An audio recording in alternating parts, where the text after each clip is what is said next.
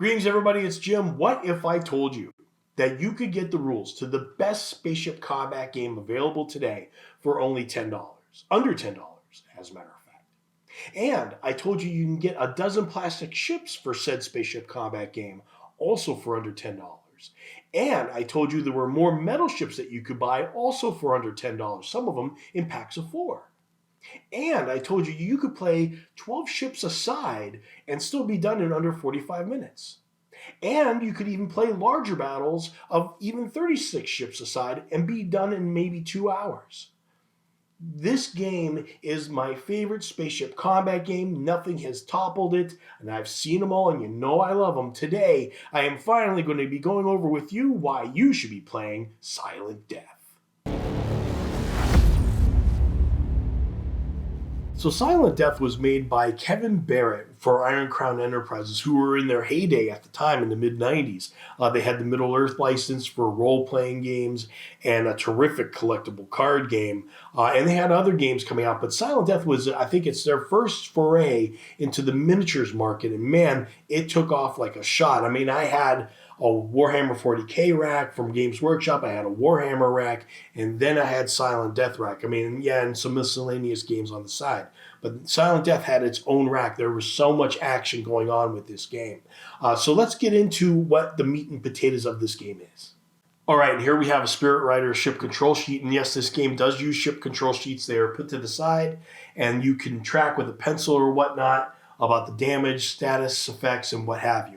It's of big importance, in my opinion, that they are to the side, because one of my critiques about games like X-Wing is they have all these counters all over the battlefield and just really gobbledygooks everything up. Not just because it makes it more confusing to look at and make decisions, but also because of the fact that it takes away from the aesthetic feel of the game. And that's got to be really frustrating for these guys that are paying $20 a minimum for each figure. So you're paying that for the aesthetic feel, but then it gets taken away by all the counters.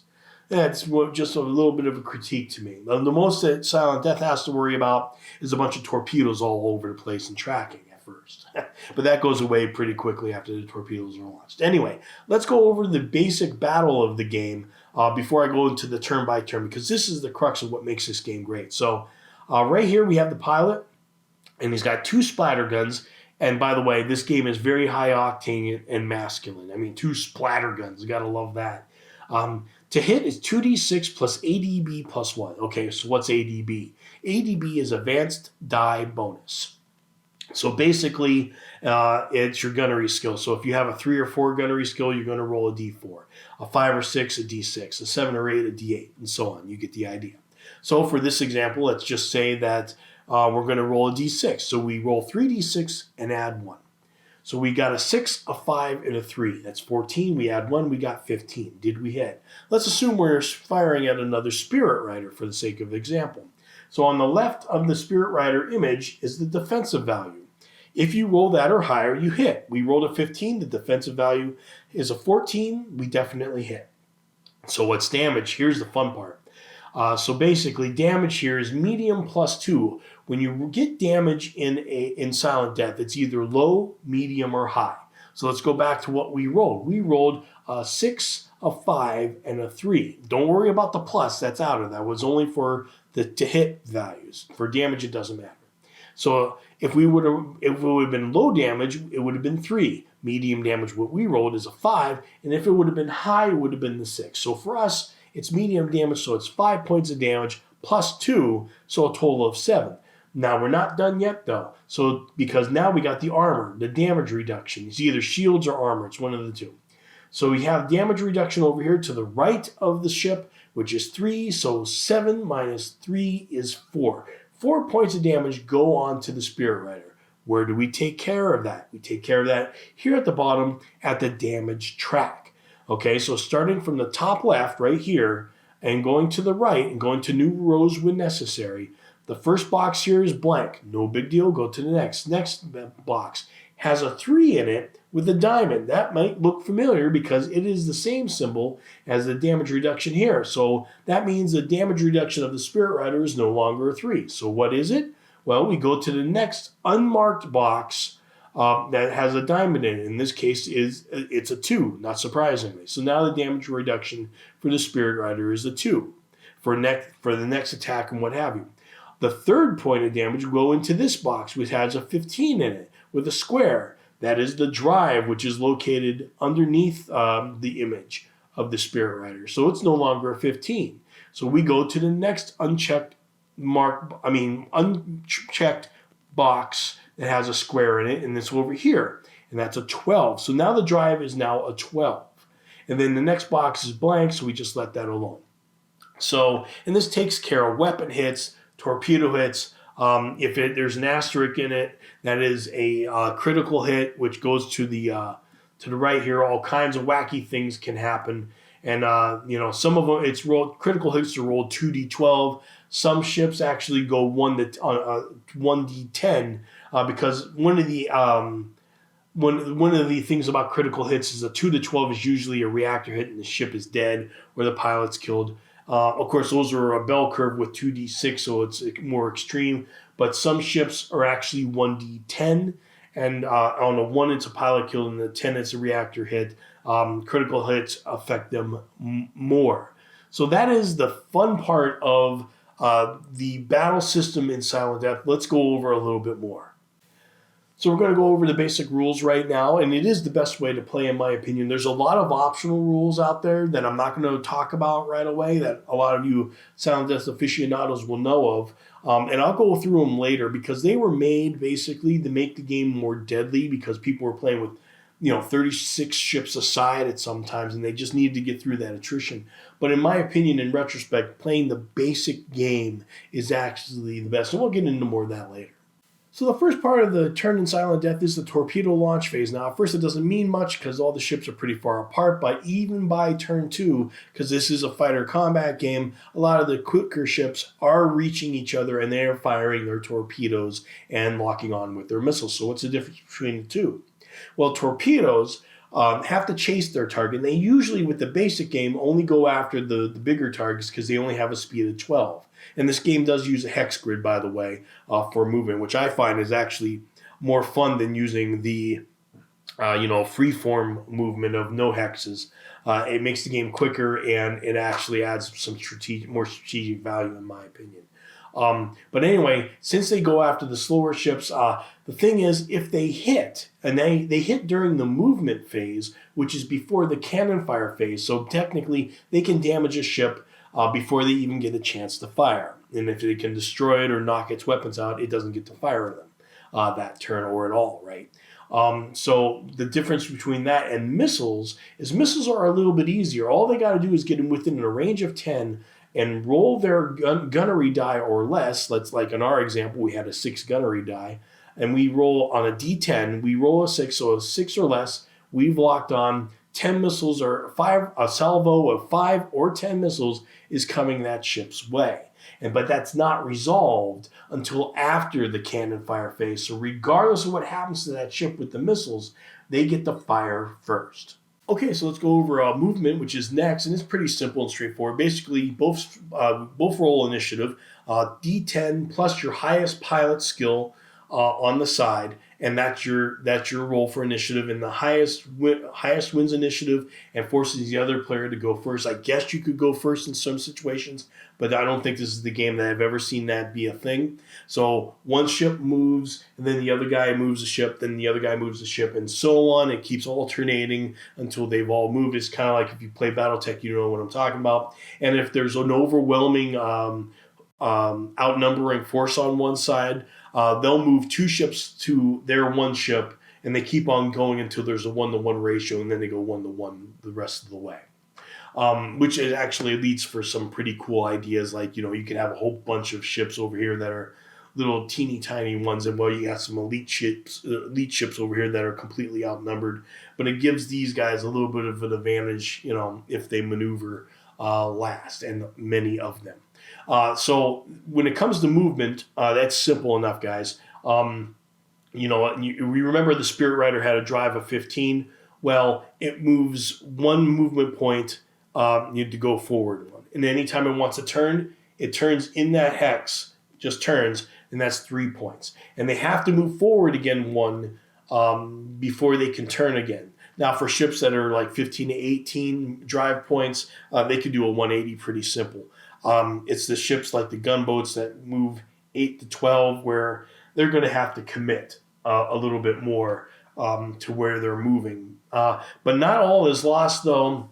If you're in a real tight spot, you can risk a tight turn. Now, a tight turn is simply 3 movement points plus the roll of die, depending on what your pilot skill is. So let's just say, you've got to roll a d6. So you roll a d6 and add 3, and that's how many movement points turning 180 is going to cost you. Now, it sounds at first like why wouldn't you do that all the time? Well, the thing is, if you're doing it right at the beginning of the turn, then you're going to be fine. But if you're doing you're getting to a position, then you want to do a tight turn. The thing is, if you roll and you don't have any more movement points to spend for that turn, let's say you roll terribly and you roll a 3 and you roll a 6 and you got to add 3, that's 9, and you don't have 9 movement points to spend, you don't turn. Something happens. I don't know if you would call it stalling out the G-forces or whatever, but you don't turn. You stay in that spot and you lose it. Okay? And the thing is, big gunboats actually add 4 instead of 3. Actually, I think they should add like 5 or 6, quite honestly, so they don't try to do those tight turns, because a 4 didn't seem like a deterrent to me. All right, so next is the torpedo results phase, and basically any torpedo that reaches a target, it's going to explode. But first, the ship gets a chance to use its point defense or dodge. Okay, let's go over point defense first. We have here this Nighthawk has again, really masculine sounding names here. The Nighthawk has a point defense of 1 to 3, and it has in parentheses 1. The number in parentheses is the number of torpedoes that it can actually shoot at. It's not the number of shots it gets at each torpedo, okay? So it's only 1 shot per torpedo, period. But unfortunately, this Nighthawk can only shoot at 1 torpedo, and it can only hit on a 1 to 3 on a D10. It's not likely, and that's one of the things about the lighter fighters. They don't have a lot of point defense. They rely on their pilots having high pilot skill to dodge. And so how does dodging work, especially when you got more than 1 torpedo coming after you? What you do is you roll a d10 and add your pilot skill and subtract the number of torpedoes coming after you. And if that number, whatever that number is left, is the number of torpedoes you dodge. So let's say the Nighthawk has 6 torpedoes coming after him, and they have a pilot and they have a 5. And they roll a d10 and they roll a 5. So that's a total of 10 minus 6 torpedoes coming at them. They dodge 4 torpedoes. 1 will hit. Which torpedo hits? The heaviest one. You get all the 4, get rid of the lightest ones first, and you take the massive amount of damage on the heaviest one after you. So basically, now as far as, like I said, these lighter ones don't have a lot of point defense. It's the bigger gunboats that do. And if I recall correctly, if they have a drive of less than 10, they can't even dodge. Okay, so they really rely on point defense. All right, next is the cannon fire phase, and we already went through the majority of it early on in the video because it was the coolest part, the 1 roll resolution. But there are a few other things to consider. First off is range. There is ranges. The ships can only fire so far, and the little fighters usually can only go 10, maybe 12 hexes to fire. And it is the difference because the fighters are so light and they plump when you cook them, right?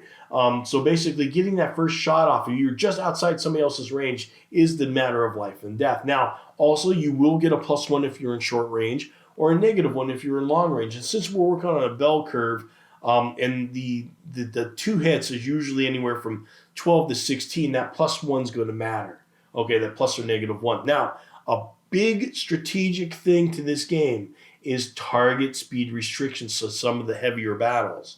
Why is that? Some of these ships that do, or weapons that do high damage or a lot, damage like that, have a target speed restriction. Means the target's drive value has to be so much or less. In this case, with the meld laser, equal to 12 or less. That means all the other ships are immune to it, which makes it a big deal if you're playing a scenario with, like, let's say the Beta Fortress, you're trying to knock this thing down. It's got a defensive value of 5 or more. You're not going to ping that with ships that are only doing low damage. You got to get a high damage weapon in there. And so all of a sudden now, what are these little fighters going to go after? They've got to go after that ship with the big weapons because that's the big threat, or that squad of them. They got to go after those. All right, now you're into the missile results phase, which is pretty simple and straightforward. Any missiles that got locked on to during the warhead launch phase are going to get resolved now. And basically, like I said before, you have either launched a salvo of 5 or 10 missiles. And now you still have to roll to hit, though. So you're going to roll a 1d6 for each missile launch. So you're going to be rolling either 5d6 or 10d6. And you've got to hit the defensive value of the other ship. Let's just say it's 13, which is pretty much the average in the game. For 5d6, it's a little bit iffy. For a 10d6, it's almost an automatic, right?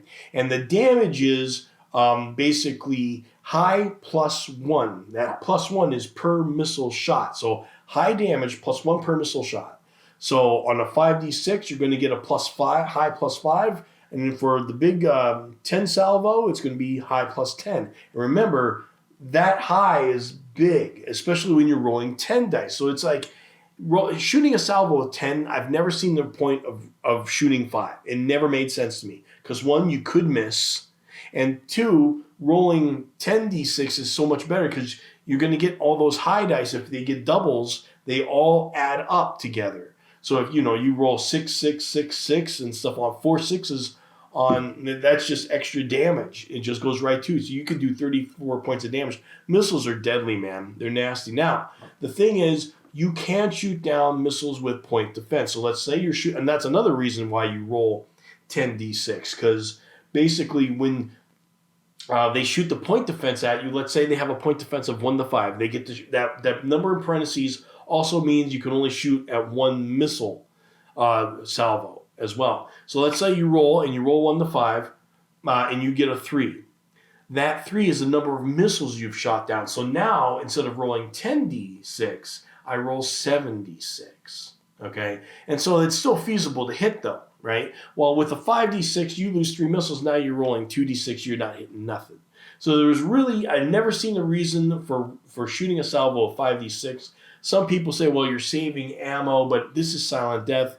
It's the game of the quick and the dead. If you got a chance to kill it, overkill it. That's just a wargaming thing, isn't it? You always overwhelm your opponent. You never try to be even. There's no good taking chances.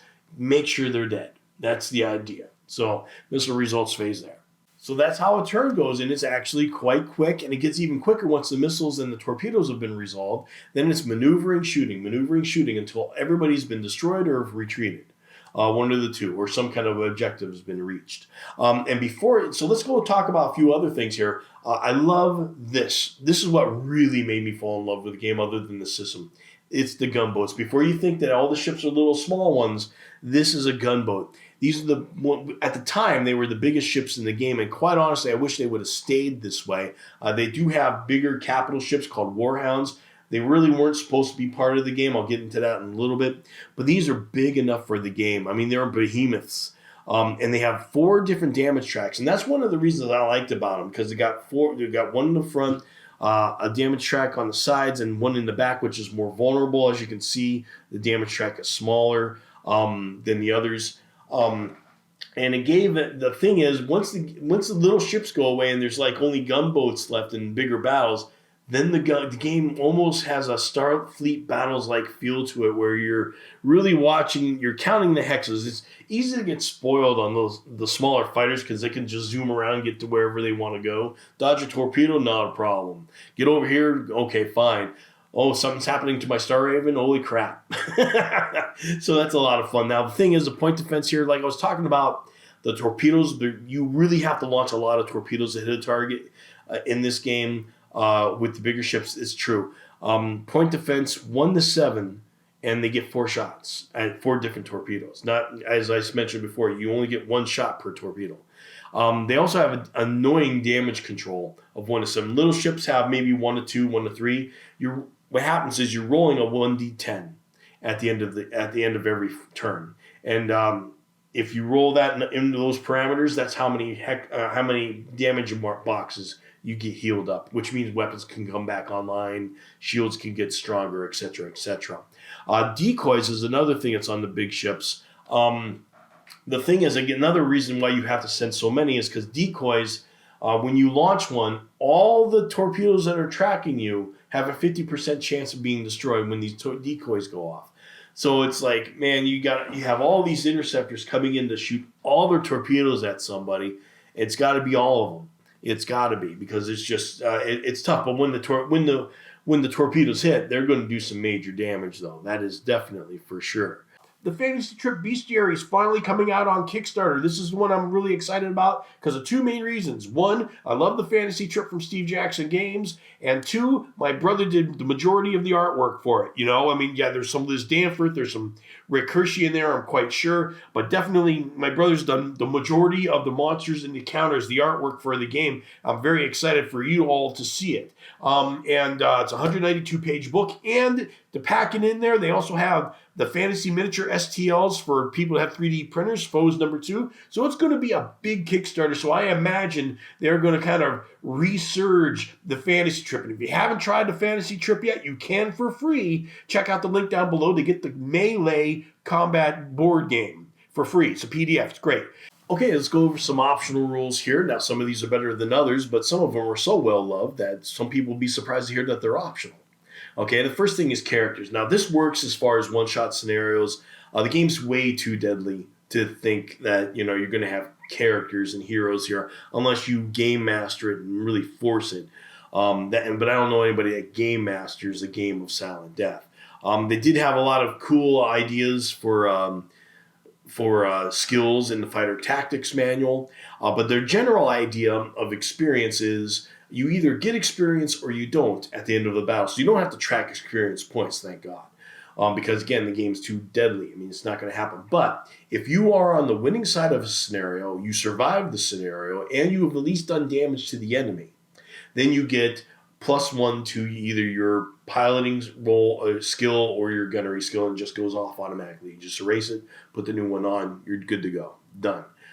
So that can kind of work, even though I do have a problem with the idea that the winning side is the only side that gets points in that scenario. So, especially with the number of ships you might be playing with, that could be pretty lopsided if you're playing a campaign anytime soon. The next one's pilot luck, which is, it's all right. Basically, if you deliver, but this one takes a lot of paying attention. Like, deliver half or more damage results in the destruction of an enemy spacecraft, you get a point. A luck point. If you single-handedly deliver all the damage on certain ships, you get 2 or more points. Okay, there's a lot of luck being involved there, and the ship type that you're flying. I mean, quite honestly, if you've got the Revenge, which has 10 Mark 50 missiles, yeah, you're going to, and you hit torpedoes on somebody, yeah, you're obviously single-handedly delivered, and you now all of a sudden you got 5 luck points, which is different than a Spirit Rider going up against the same kind of ship and destroying it. It's not really equal. But all that it allows you to do also is to force your opponent to re-roll one of the attack dice, re-roll a critical result, or automatically dodge a torpedo. Really, they tried to make it so you couldn't just re-roll attack rolls because they didn't want it to be a self-perpetuating loop. Like, okay, you need luck points to get luck points kind of thing. So I can see that. So that was it. Life pods. That's something, if your ship is about to get destroyed, you hit the button. This is another way to save your characters. On a 6, the life pod fails and you get destroyed anyway. Time limit, 30 seconds a ship. So just move your ship. Don't hem and haw. You get it done. You made a mistake. Hey, it's battle. And I can agree with that one, especially when you're just having fun. I mean, even with you're playing only 4 ships aside, you can easily get into that analysis paralysis and stuff like that. You're not playing Starfleet Battles, you're playing Silent Death, right? Multiplayer games never did it, really. Drift is one that just didn't work. Drift, they were trying to get that Newtonian kind of feel, but the problem is they counted the drift at the end of your movement. So if you're going like this, then you drift at the end. It's like, well, what about all the times in between? I didn't really care about that one. Set turn costs, instead of, if you wanted to make a tight turn, it would just cost you 3 and 2 and 2 instead of rolling randomly for that. But I like the rolling randomly part of it. It adds something to the flavor. Drive 0 turns. Basically, this is like a Starfleet Battles thing where if you're caught dead in the water, you still have some kind of inertia thrusters that move you a little bit so you can still play the firing game. It seems like that doesn't make sense to me because I'm thinking how slow that would move, and it's like you're trying to fire in like an old grandma, just waiting to get your sight, then you can't fire anyway. I do like destroyed ship debris a lot, though. Ship gets destroyed, boom, ship debris in that hex, 3d6, low damage to anybody going through it. Ship, it's scattering. I know space is big, and these ship spaces are, pretty big on the board and stuff like that. But seeing how it would go throughout, and just one little speck could be, catastrophic. I'd say roll for it, fine. Side slips, probably the biggest rule to be accepted as the mainstream. See, the thing is, a side slip is that from Starfleet Battles again, where you actually, instead of going one, you can go to the side, and you're kind of going a little bit, as you can see on the diagram there, a little bit forward, a little bit to the side. So you're getting the best of both worlds. Cost you 2 movement points. You can't do 2 side slips in a row. Personally, I would have made that a rule for a special fighter or just light fighters only, not gunboats. Or I would have made that for a race only, or make it a special system on a ship. All kinds of things to make that special. Just because of maneuvering and torpedoes coming after you, this makes it a lot easier to maneuver. And again, I like the basic idea. I have nothing against side slips. I just think it should have been more special. Slingshotting, definitely role I would always use, but it's like, slingshotting around gravity wells or moons or planets and stuff. That's just fine. That should just be standard. Ramming. Only in special scenarios would I allow this. Obviously the idea of kamikaze ships are rare. Most pilots value their own lives too highly, and why wouldn't they? So it would have to be a scenario-based only. Now, torpedoes is where it gets really wild, but it also can mess things up too. Maneuverable torps. First thing, instead of the normal turning, paying to turn like every other ship, they just don't pay anything for turning. They can just turn on a dime, go after their target. Makes them a little bit tougher to dodge. They just have to be within as many hexes as they move. So they just move 12 hexes and they find their target. This is definitely for the idea of quicker battles for big attrition games. That's what it's for. Variable speed torpedoes, same thing. It allows Mark 10s to go at a drive of 8 instead of 12. And Mark 50s go even slower at 10. I get the idea of what they're going for here. Problem is, if you remember what I was saying about torpedoes, you have to shoot a lot of them to get to these bigger targets because they've got point defense up the wazoo. Or if you're shooting at a smaller ship, they got the pilot skill that they can dodge real well. You need a lot of torpedoes to go after them. And what variable speed torpedoes do, unfortunately, is if you've got salvos of 10s and 20s and 30s, they're all going in different times now. And so the 10s are going to reach the target before the 20s and 30s will. And by the time the heavy ones get there, well, they're easy to dodge or take care of. So no, not really a fan of that. This one I did like, though. Sequential torpedo attack resolution, basically, usually when torpedoes hit and you've determined which ones hit, you take all the attack dice and you roll them, damage dice, and you roll them as one. So they only get one damage reduction, and that's it. This one allows you to roll every torpedo separately. Okay, 4d12 here, 2d12 here, 1d12 here. So if you get hit with a lot of 1d12s, then you get your damage reduction on each one, and that makes more of a difference. And I can understand that, even though you could say that the torpedoes are not like missiles. Missiles they're exploding all around the ship. Torpedoes are actually probably coming in from behind and hitting the same damage track or the same part of the ship. I can understand that, but it doesn't necessarily mean that they're blowing up right when they hit the ship. They could be also kind of blowing up around the ship before they actually physically hit it. I don't know. But I can see that as a thing to do. I don't mind it. Now this, more torpedo types with tracking cones and homing systems. This is where things get really wild, and it's got to be specialized. I mean, they have a whole chart of torpedoes, whether it be auto lock, which is the normal for the game, just auto locks against the enemy, and if it loses it, it drops it. But then there can be construct scan homers, which basically are the ones that target into a specific the specific type. So otherwise, if your enemy is a blizzard and you're shooting at the blizzard, and then all of a sudden it gets destroyed or something like that, it starts looking for another blizzard, and it could be your own if you have the same kind of ships. Because again, this being the game of of houses with one big government, they actually will be using some of the same ships. And there's just a whole bunch of them. I don't want to go through them all, but it can get a little nuts. And as far as tracking cones and how far it is, I mean, they went a little bit far. Now, missile torpedoes, interesting enough, it's a torpedo chases after, and if it gets within 10, then it launches missiles at the target. So it locks on like anything else almost. It's a gunnery skill of 5. So that one's okay. It's like if they can dodge out of the way of the torpedo in the first place, it's probably never going to catch up to even shoot that. So I imagine that's going to be with something like the variable speed torpedo or something like that. Now, this is one that catches people off guard, is the defensive systems. The decoys and point defense systems were actually optional rules. Now, the thing is, when you see them on the sheet, though, that doesn't sound like it's optional, does it? So for the most part, these are pretty much, the way it's supposed to be played. Decoys, we said, is 50% chance are really deadly to torpedoes. Seems like almost a little bit much. The limited defenses there. And then there's cannon fire. There's gunnery duels. As I didn't mention in the basic game, by the way, when a cannon fire happens, it's in turn of gunnery skill. Okay, so 10s fire first, 9s next, and so on.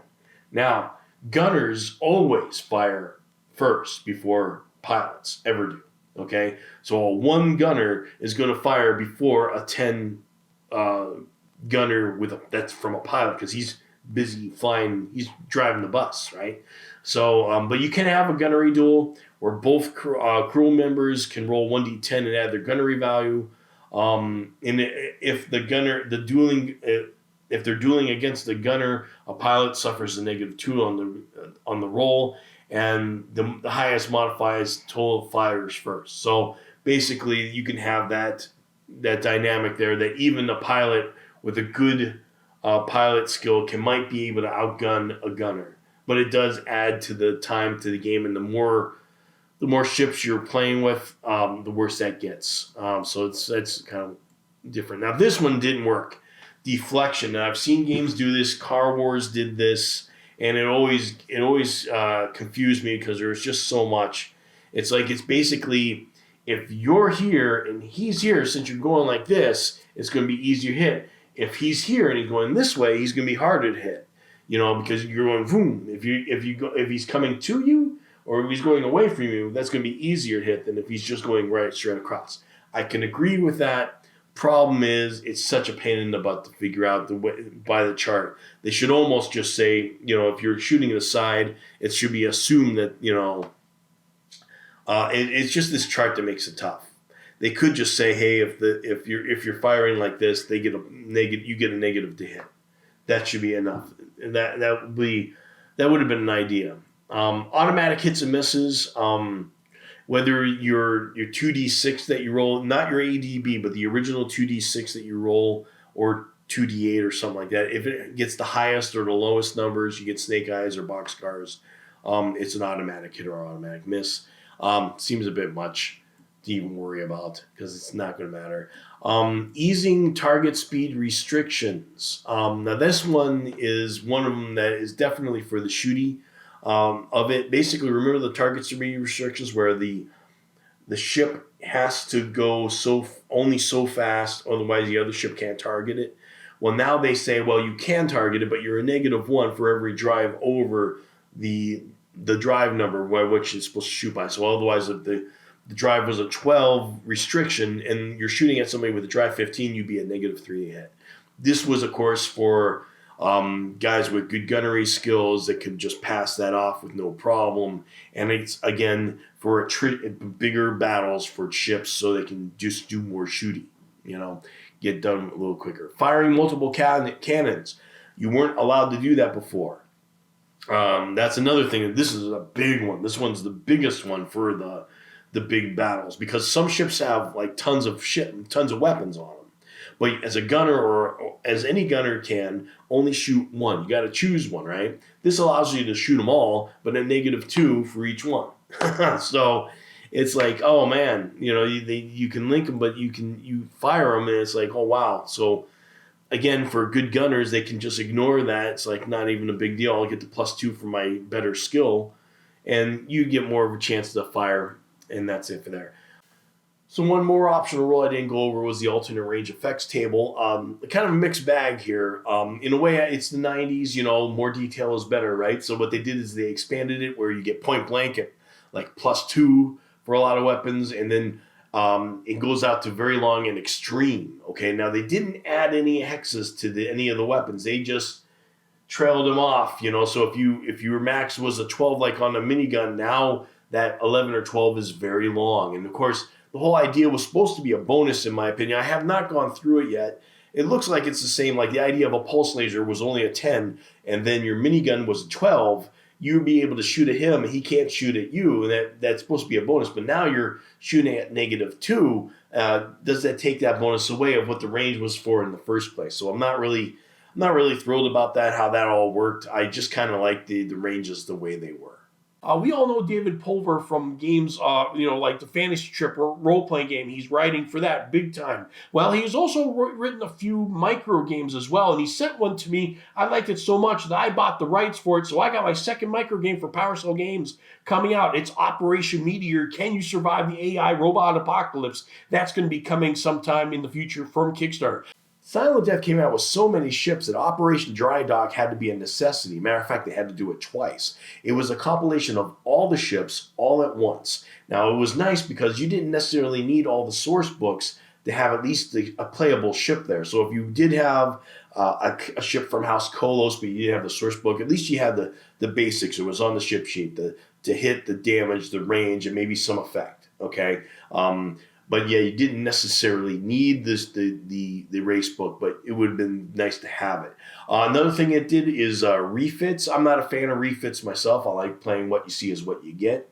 But they would actually have refits for some of the major ships that have been there forever, like all the basic 12 ships, such as the Salamander and the Cosmos and stuff. They would revamp them because they were actually getting left behind as far as power. And they just did it to kind of fix them up. The problem is, a lot of those designs were meant to be flawed. I mean, there's definitely imperfections in the ship. You're like, why did it get made that way?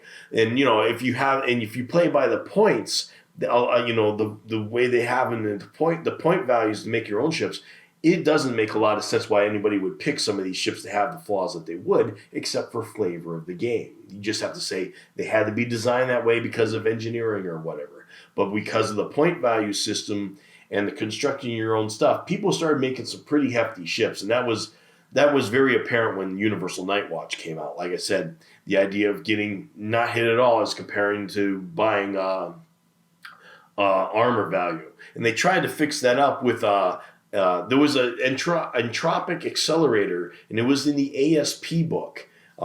Basically what it did was, okay, if it got through and hit you, you would actually take D6 damage each turn. On a 6, it would fizzle away. Or was it a 1?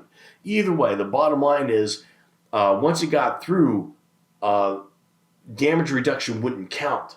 So that's how they tried to interact that. But the problem is that came up to be a Bane ship idea. And that's what happened. It's like, okay, the Night Brood are nasty. Let's come up with a Universal Night Watch. Okay, they're really nasty. Let's come out with something to contend with that. And it's like, okay, now everybody wants to make their ships with 17s and no armor and 18s with no armor. Okay, we got to make the Entropic Accelerator and come out with that to take care of those guys. Problem is that was only good for when you were fighting those guys. This is a thing that's plagued a lot of games, and Games Workshop is notorious for it. They come out with new stuff, and then they say, "Oh, you know what? We got to start over because it's the power curve, it's a power bloat, as they call it."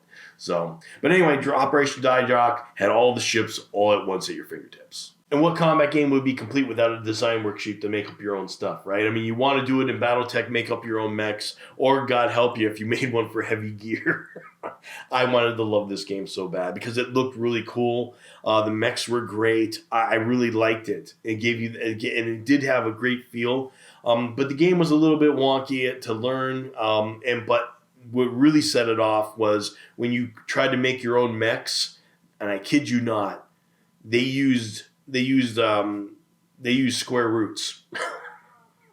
I might be a numbers guy, but that's about as far as I'll go on that. I'm not touching that. And BattleTech was bad enough, but here, Silent Death is none of that. This is just a simple cost and slot system. You get a number of slots depending on the kind of fighter you want to build. Like here we have the Dolphin, which has a number of 28 slots. You fill them with whatever you want, but you got to pay the cost for it. And one thing about Silent Death is it really did a good job of point balance to a good degree. Maybe until the later supplements came out with all the other technology, and it got a little wonky, as all games kind of do. But they did fix a few things in the Rules of Warfare. By the way, Rules of Warfare was the book for the tournament structure. They had a nationwide tournament structure that people would play this every week. It was pretty wild. They just didn't have Iron Crown just wasn't that big to be able to pull that off. And they didn't have the number of volunteers like Magic the Gathering would or something like that. So it died after 2 seasons, I think. But they did make it through a first season enough that they actually had a Rules of Warfare 2 book. The biggest change of it was to go to make pilots and gunnery skills as they went up exponential in cost. Before it was just a flat, 1 to 10. If you had a 10 pilot and a 10 gunnery, it'd be 20 points for an awesome dude, while a guy would be only 10 points with 5s and 5s. It mattered, believe me. Being able to shoot first and just have better rolls matters significantly. So they had to switch that up. But for the most part, though, StarCraft design itself is pretty solid. One of the pivotal storylines, tactical elements, and game balance things in the game have to do with the Night Brood. Kevin Barrett came up with a genius idea to keep capital ships out of the game for as long as he could anyway, because he knew that capital ships game was going to break down at that point. It was a fighter game. Gunboats were about as big as you get, and you get the effect of capital ships with gunboats, quite honestly. They didn't need to go bigger, so he kind of said, okay, that's big enough. And he came out with the Night Brood. So here's the idea of the Night Brood. While the noble houses were doing their noble house thing of, fighting over planets and land and resources and all that typical stuff, they would fight, but they did have capital ships at one time. But then they started really having a big war, and because of these battles, the psychic energy of war, whether it be the number of deaths or just the horrors of war, it sent out a psychic wave that was sensitive to these Night Brood, which were living inside moons, inside of planets and stuff. And they actually just kind of, if you remember the shadows from Babylon 5, kind of like that. And they would just get all worked up, and they'd come out and they'd blast the heck out of all civilizations for light year radius or something like that. They are deadly. And in the game, they are insanely nuts. Matter of fact, the first edition, the point values were not even close to correct. They were 3 times as powerful as the other ships. Now they actually made it a little bit more even, but it's not just, what's great about the Night Brood, it isn't just weaponry. When you talk about the noble houses, it's really weaponry and, ships and the different types of ships they have. The Night Brood are an entirely different concoction. They have ink clouds like an octopus almost. They can shoot out ink clouds that stop people from being able to fire at them. They generally have 3 to 5 jump pods, which actually just transverse like shoom, shoom, shoom. They're on the other side of the field like lickety split. So they can get into better field positions, and their weapons are off the charts. A lot of them do medium to high damage with large ranges. So you have to have your forces all spread out. You can forget about throwing a lot of torpedoes at them. You'd rather have a lot of missiles, but you're still outclassed with the normal houses. Now, later on in the game, they decided to come out with the Universal Night Watch, the UNW. Okay, these ships were set to handle the Night Brood a lot easier. They had hammerhead missiles. They just had a lot more technology. They were harder to hit. They didn't have a lot of armor, but in this game, and that's one of the things in this game that you can take advantage of if you watch the balance a little bit too much. It's if you put all your points into defensive value. What's better, not getting hit at all or having armor, which knocks away hits? Well, generally, it's not getting hit in the first place. So a little balance had to be made up from there. We'll get into the gaming bloat here in a little bit. But generally, the Universal Night Watch was only meant to be like the UN Council kind of thing. It was a political power in its own right that, hey, we could protect you, but we're going to protect, which house are we going to protect? It would be good for storylines, but generally they're supposed to be the good guys to help save everybody, the entire Imperium, from the Night Brood. Your mileage will vary depending on which political faction you are, probably, however. So, of course, Kevin Barrett came up with the idea of the Night Brood as a contingent against going up against escorts, because the idea was the escorts would fight, they'd set off a psychic wave, and all of a sudden the Night Brood would go crazy and kill everybody. Nice idea for a storyline. Of course, with the popularity of Silent Death, so many ships being sold, so many bigger and bigger battles people were playing, they wanted it. And so it came out, Warhounds. I have a love-hate relationship with it, for first off because of the storyline, but also because it really didn't work out too well. I'm one of the playtesters in it. I had some problems with it, just because they just seemed like they just bigger targets. It was exactly what Kevin was worried about, I think. They just kind of sat there. They didn't really move. They did have a drive and stuff, but as soon as they moved, a lot of their weapons just couldn't really fire. With that concentrated firepower, as you can see. Let me show you in the next slide here. Boom. Here's a ship sheet. These things were absolutely huge. They had tons of guns, but they were really...